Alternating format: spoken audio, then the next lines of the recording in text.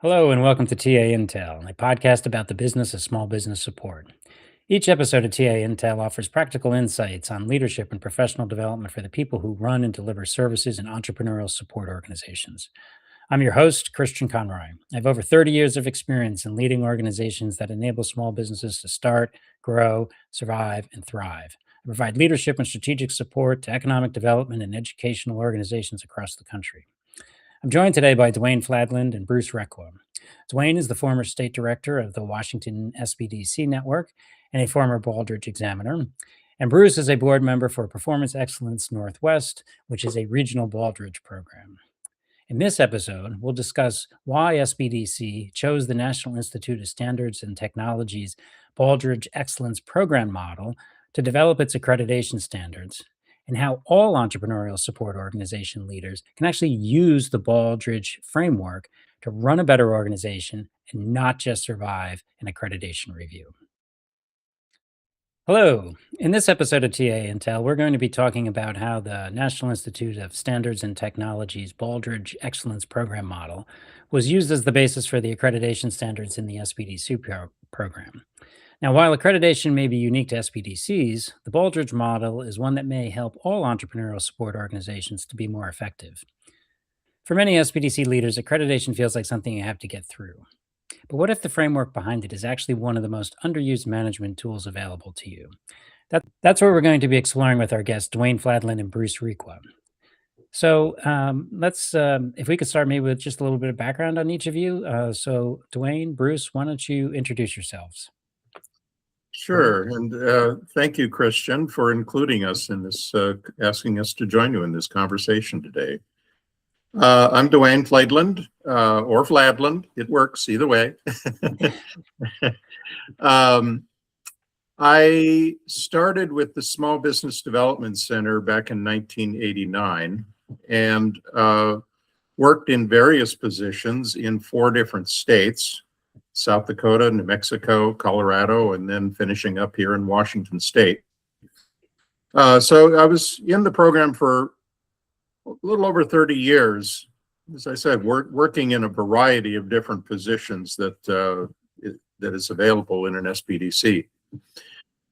I learned about the Baldrige program. It was introduced to me by the state director, Roy Miller, in New Mexico.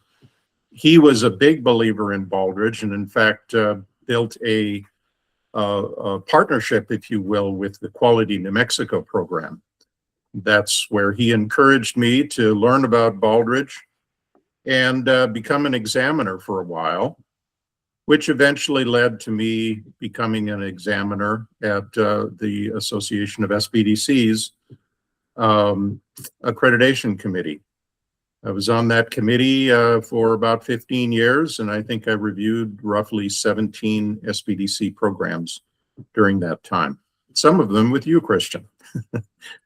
And so when I retired from the Washington SBDC program in spring of 2023, I came to know Bruce while I served on the board of directors for Performance Excellence Northwest.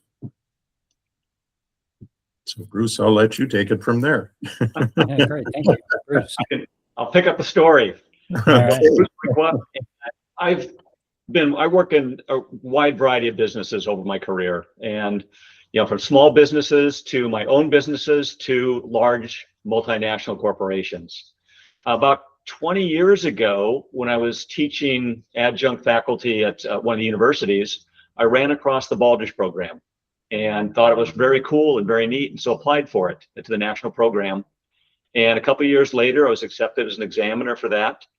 And over the last 17 years or so, I have been serving in multiple different roles, everything from examiner, senior examiner, team leaders, team trainers, and ultimately as a national judge. So I've seen many, many applications, probably 50 to 75 different applications over my career with Baldrige, and also had the opportunity to visit, I think it's 9 companies on site that were bubbled up to the top of being leading excellent organizations, and having an opportunity to talk to their boards of directors and their leaders. So it's been a very interesting journey, as we move forward. And like I said, Dwayne came on the board several years ago. I've been on the board for Performance Excellence Northwest for about 15, 16 years now. So I'm perpetual, I think. Someone mentioned the other day and they go, "Are you just stay around?" And I go, "Well, yes, I do, because I really believe in what Baldrige can do and that value it has for organizations." Good, good. Well, actually, that's a great lead into kind of I think maybe a starting point for us, because I think we should be honest up front, especially in the SBDC environment. A lot of SBDC leaders experience accreditation as a heavy lift. So, why, before we get into the history here, why should they care about the framework behind it? Maybe Dwayne, you want to take that? Sure. Well, it's always a good question, and it's an important one for everyone to ask and really understand the why. I'll start with kind of from a big picture national perspective. If all SBDCs are required to be accredited by the accreditation committee. Now, one of the reasons for that is because we all want to make sure that we have a certain level of quality control. And when you get right, when you really think about it, it becomes the SBDC's brand. It's its value proposition, if you will. That's very important when you're talking to stakeholders or even clients or anyone interested in wanting to know more about an SBDC. Because that brand, that accreditation review and that brand is basically like a seal of approval. And then from an individual leader's perspective, it's also a risk management tool, because it helps provides a set of operational questions to help everyone think more holistically about the SBDC program, how it functions and how it defines success. That's important for staff, and it's important for anyone like stakeholders, especially in times of changes within staff, within the SBDC or the stakeholders, or in times where funding cuts are even threatened. So there's a lot of good reasons to be involved and to really understand and excel in the accreditation process. To follow up on that, maybe Bruce, from your perspective, you said, what is it, 17 years you've been involved in this process. So maybe, to provide a little bit of context, really what's Baldrige at its core? What problem was it originally designed to solve? Baldrige was started back in the 80s. And if you can remember back that far, which I can, there was quality was the big thing. Quality circles, quality everything. And Japan had been really making leaps and bounds ahead of the US. And so we were looking at a national competitiveness crisis. And so what Congress did is they brought together some of the leading quality practitioners at that time. You think about the Gerans or the Demings, to create a set of leading best practices that an organization could use to manage their business systemically and get better, consistent results. And so fundamentally, Baldrige was designed to help organizational leaders answer the right questions and implement the right processes to be competitive on a national or an international scale. No, actually, I'm glad you brought that up, because that was one of the things I was thinking about. Knowing that Baldrige, I guess, began, right, like you said, in the 1980s, correct?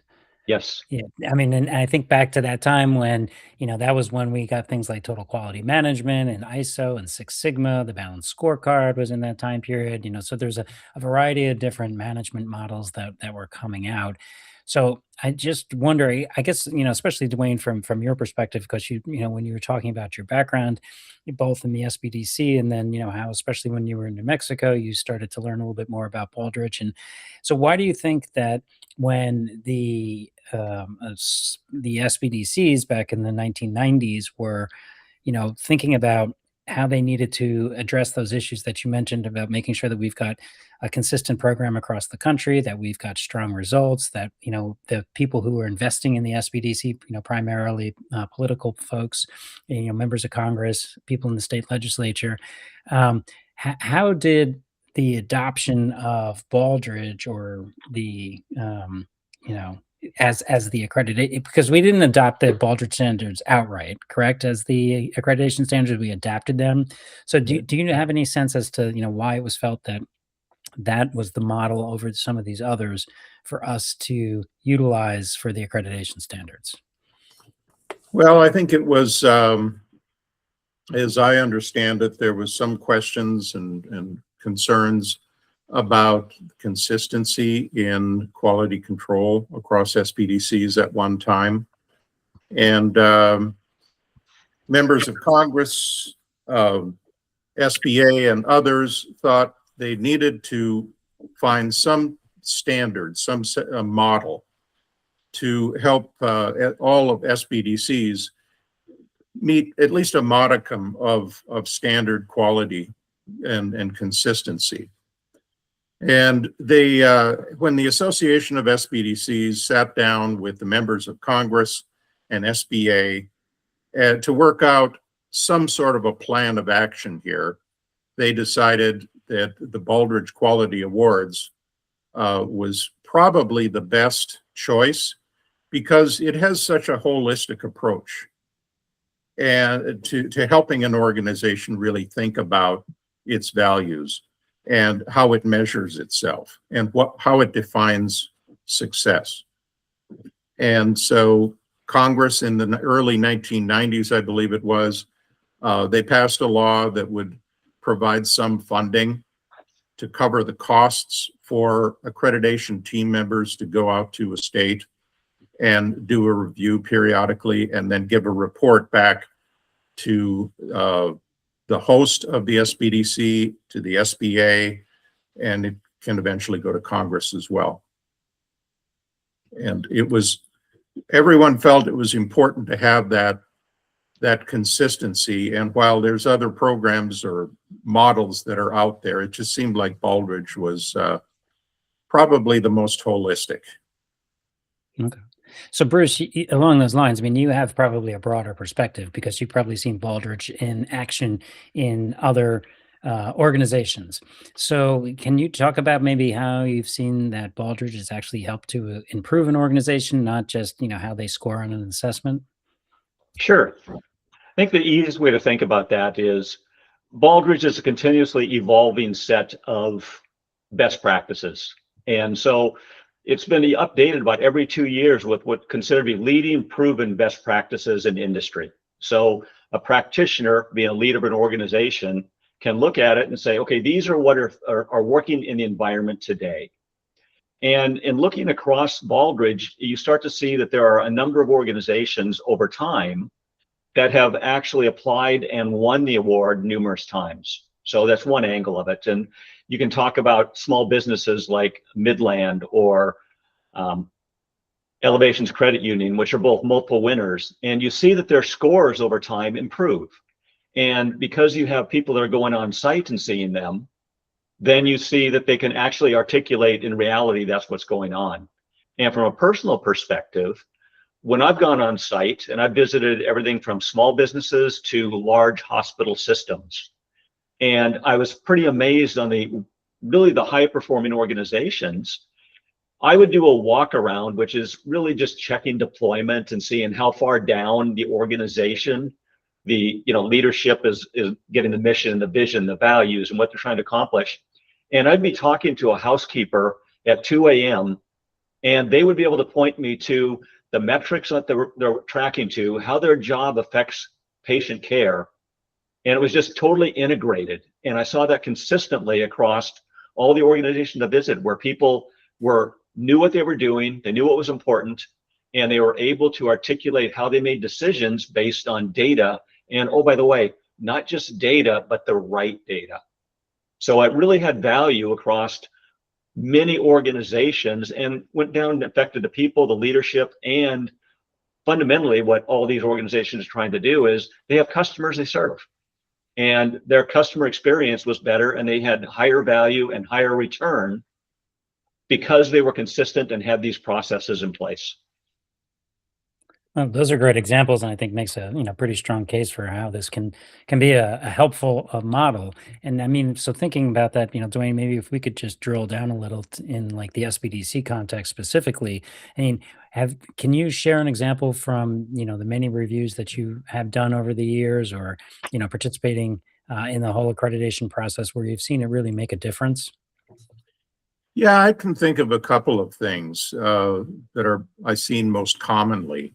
Um, First of all, it's really important for people in SBDC leadership to be able to clarify their roles and responsibilities to all the various stakeholders that they have to interact with and answer to. Um, it's not uncommon for SBDCs to kind of get trapped into a kind of a scope creep, if you will. Stakeholders sometimes want SBDCs to do things that they can't necessarily do. It's outside their purview or their wheelhouse.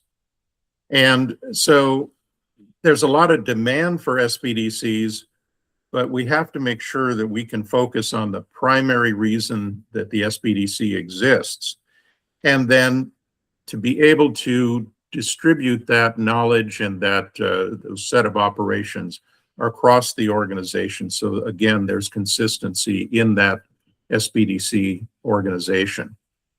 It also, that just trickles down to kind of what Bruce was saying too. It also helps the SBDC staff really identify, again, who they are and what they're supposed to do, and perhaps identify even some opportunities that they haven't even considered, either from an organizational perspective or a funding perspective. And oftentimes, as you said, Bruce, to really help people understand what are the measures that are most important and not get too bogged down in too much data. So I've seen those two things. Oftentimes the light bulbs would come on within an SBDC, and sharing that information and knowledge and distributing it across their organization was quite helpful. No, that's good. I mean, Bruce, do you have any other ideas of or suggestions on ways that entrepreneurial support organization leaders should think about the Baldrige framework in a way that can help them to be successful without just focusing on passing accreditation? Yeah, I think that it's a useful guide for leaders and for anybody that has a customer or a workforce. It has value. And so an entrepreneurial leader that is serving customers, like in the case of the small businesses they serve, you can look at some of the categories, like the customer category. It has a level of questions that goes deeper than what the accreditation requires. You can look at the strategy, you can look at operations, but the different pieces of Baldrige that could be seen as almost like something beyond Cliff's Notes, if you will, to support what they're already doing for accreditation. But more importantly, it is a best practice that can be used to help support their work on reaching their customers and supporting what they're doing as well. I think that's one of the key takeaways for it. So Dwayne, Bruce just mentioned customers, and in many entrepreneurial support organizations, they rarely ever refer to the people they serve as customers. Can you help put that into some context? Well, there's two types of customers in SBDC land. There is the clients, obviously, but then you also have all of the stakeholders, the funding partners, the advocates that need to believe that the SBDC is really the best investment of public dollars. So I think just by communicating that and being able to share with them this value proposition I was talking about earlier, it gives everyone a sense of, I guess, security, if you will, or reassurance that what they're investing in is something that's going to give a return on investment for the communities that we're here to serve. Yeah, Bruce, you may not be aware of this, but I guess, in the context of a lot of entrepreneurial support programs, especially those that are supported by grant funding, the the people who are served are not the ones who are paying for the service. So that's why using a term like customer can be very, um, it doesn't quite fit within the normal, especially and if you think about it in a business support organization where we're working with businesses and we're very much focused on making sure that they are customer focused, right? Essentially following what Baldrige is looking for, but they're not the ones then, the people that we're serving are not the ones who are paying for the service that they're getting. So Yep. there's always this dichotomy, I suppose, in the language that exists between thinking about customers and thinking about stakeholders. So in the environment of the SBDC program, we typically think of customers as those people who receive services and stakeholders as the one who pay for the services. And I don't know if that changes anything about the comments you just made previously. Well, I can add to that because it's, if you look at one of the Baldrige framework has three different versions, one for Oh, healthcare, okay. one for education, and one for business/nonprofit. So when you talk about a nonprofit organization, they have that dichotomy. They have the beneficiaries of the services they're providing, whether it's youth or feeding people, whatever it might be, but they also have funders. They need to be able to go after those people to support the organization, whether it's grants or individuals or businesses. So the framework is actually designed very well to accommodate that concept of a stakeholder as a funder or a supporter of the organization, as well as a client or customer or the people that receive the benefit of that organization. And that's hardwired into the business/nonprofit framework. And so a leader can use that just kind of pull it off the shelf and say, yes, this kind of applies because I'm doing the same thing. I need to get money to fund me. And I have clients that I'm delivering services to. Both are important. But that's a dichotomy that I need to understand and be able to manage. And the Baldrige framework handles that seamlessly. It's just part of the way it was built initially. Okay. Well, speaking of, being built initially, as we talked about a few minutes ago, it, began about 40 years ago in the 1980s. And, as we know, management methods are constantly changing. And, now there's a big focus on AI and data-driven decision making. So is Baldrige still widely embraced as an effective model? It is. And I'll say that with increasing data, and I think isn't the word slop that where AI comes up with things that are like, or is this proliferation of data. Right. And I mentioned earlier that it's important to be able to have the right information and the right metrics. And without having some systematic processes in place and the ability to weed through the chaff and understand what's the data and what's important to me, I think it's going to become increasingly more difficult for an organization to wade through all the information they get without having some disciplined processes in place that Baldrige brings to bear by helping with clarity. I'm like, what's my strategic plan? Where am I going? Who's my customer? What information is critical to manage my business? So I think it's going to be even more important that some of these business structural items are in place to support this increasing amount of information that we just have every single day.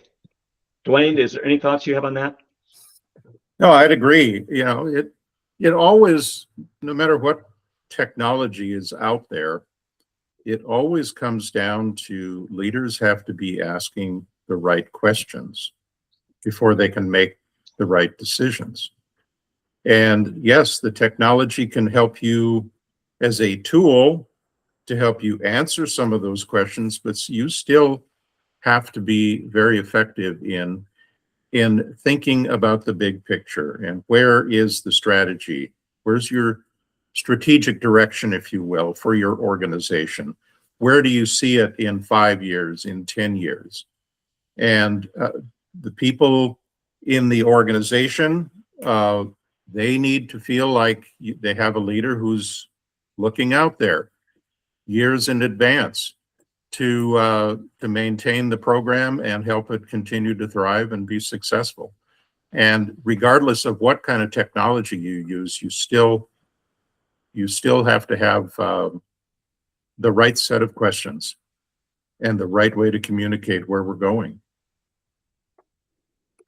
Yeah, and it seems like, right, it's that strategic mindset and thinking about, what is our value proposition and how does that evolve with other, things that are out there, and I think, you know, even with the advances that are occurring in something like AI, there can still be a role for entrepreneurial support organizations as long as we understand, what are the gaps that are out there, right? Right. Because and how do we use those tools in a way that it's not just providing slop, as you said, to clients, but it's actually taking that and making it actionable information that's particularly relevant to the individual situation that we're dealing with. I mean, yeah, I agree with you, Dwayne. It's having that strategic mindset about how do we approach this, which I think actually is I wanted to touch on one other thing before we wrap this up, which is moving beyond accreditation, are there, other ways that the Baldrige model can be used in entrepreneurial support organizations and or with the clients or customers that they serve? Dwayne, you want to take that first, and I'll chime in. Sure, sure. Well, yeah, as I had mentioned earlier, one of the reasons the accreditation or the Baldrige model was used or decided on by SBA and ASBDC and Congress was because it is so holistic, and it asks questions that maybe a leader had not thought about asking, or people within the organization had not considered. And those same kinds of questions, while they may vary a little bit by the type of industry and the size of the business that an SBDC or any other organization is working with, they still apply in one way or another. And in the case of a small business development center client, some of those are pretty small businesses, maybe one or two people to start out with, but getting them in that growth mindset by asking the kinds of strategic big picture questions periodically, but then linking it to some of those more detailed day-to-day questions around their operations. It gets people thinking more strategically. And I think that's important for every organization, no matter how big or small they are. Yeah, I think I can add to that is there's a number of ways that you can take the framework, and there's the full framework that is, has a lot of information in it, but there's also things called the Baldrige Excellence Builder, which is an abstract level up. And so it's a great entry point for an organization that's looking for some real basic information on how to get started. And they can also go to the Alliance website. They can go to the NIST website for the Baldrige site. And there's a wealth of resources out there, as well as I think almost every, or pretty much every state or region has a local organization like Performance Excellence Northwest that is Baldrige based. And our job is to help these organizations improve and get better by using the Baldrige framework. So there's a lot of opportunity for organizations, whether they're a size of one person or 500 people, to actually engage with this, because it does add value. And as I saw earlier, organizations have come back not year over year, because there's a 5-year gap in between when they can apply. But you've got some 3-time winners that they've got 16 or 17 years of history documented where they've improved across the board: customer satisfaction, employee satisfaction, revenue improves, everything goes right. So it's a way of getting involved for regardless of how you're trying to approach it. Great.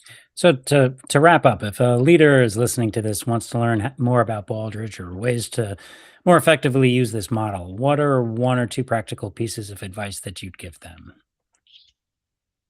Go ahead, Dwayne.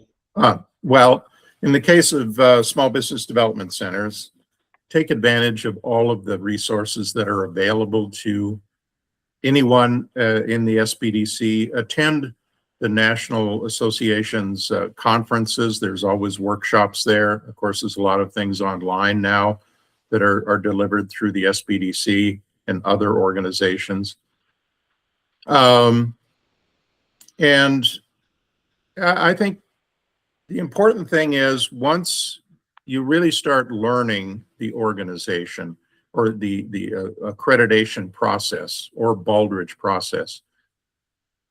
You have to understand the technical terms, but on your day-to-day interaction with staff, you don't have to be using those technical terms.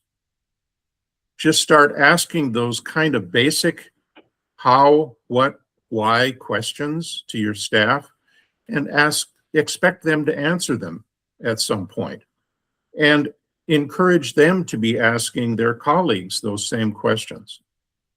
And you start incorporating that just in and socializing it into the organization. So you start thinking more around continuous improvement. And that's important, of course, with achieving an accreditation notice or a Baldrige award. Yep. And I think, Christian, then to think about from the Baldrige perspective, there's a number of websites out there. So there's the website, baldrigealliance.com, that is all the state and local programs and can help connect that leader with me, as an equivalent if in the Northwest, or one of my colleagues that's somewhere around the country. And we are willing to help them understand, and there's no charge for that to do it. So it's helping them understand Baldrige. They can also go to the NIST website, which is, NIST. What is it called? It's NIST.gov/Baldrige.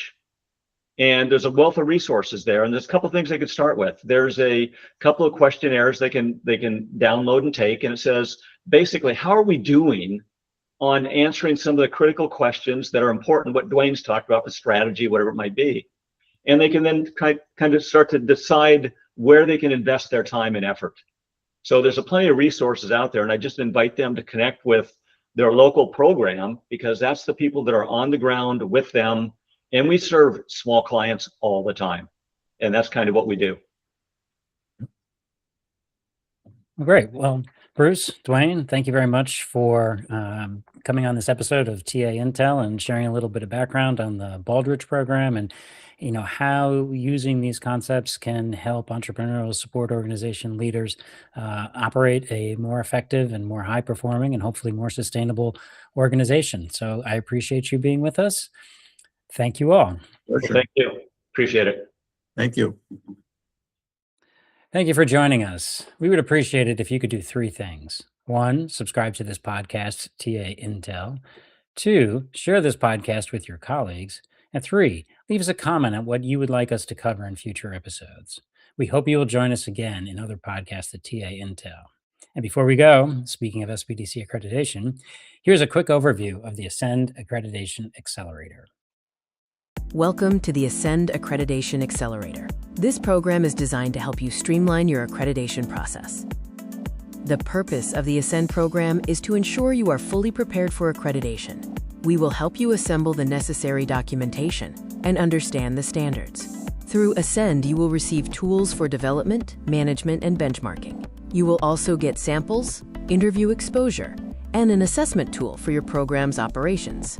The program includes 7 on-demand webinars detailing the Ascend model process. It also features 6 live peer learning sessions on Wednesdays. Ascend provides 3 key tools and essential resources to demonstrate meeting the standards. A key item is the Accreditation Documentation Tool. This helps manage the materials to include in the self-study. The program also includes a benchmarking tool with charts and data to compare your performance against peers. You will use the Ascend Key Components Assessment to review strategic thinking, planning, and program results for learning and improvement. You will learn from veteran SBDC leaders with real-world experience, who will share proven and tailored approaches to manage your program and achieve accreditation. Registration for the 2026 Ascend Accreditation Accelerator cohort is now open. Be sure to register before the deadline on August 7th. You can find more details and registration information at www.taadvisors.org/courses. For more information on the Ascend Accreditation Accelerator or any of our services, please contact Christian Conroy.